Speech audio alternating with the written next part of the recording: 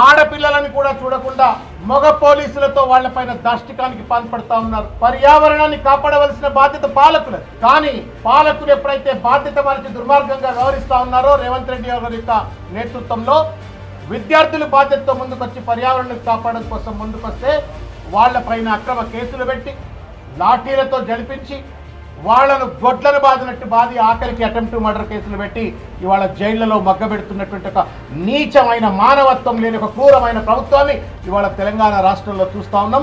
Military యుద్ధంలో శత్రు దేశాల మీదకి ట్యాంకులు తీసుకెళ్ళినట్టుగా మన పక్షుల పైన, మన జాతీయ పక్షుల పైన, మన నోరు లేని జింకల పైన, అక్కడ నివసిస్తున్నటువంటి ఒక వన్య ప్రాణుల పైన, వేల సంవత్సరాల చరిత్ర కలిగినటువంటి ఒక వృక్ష సంపద పైన రేవంత్ రెడ్డి మానవత్వం లేని రేవంత్ రెడ్డి కరడుగట్టిన మనస్తత్వంతో ఈ జేసీబీలను పంపిస్తా ఉన్నాడు.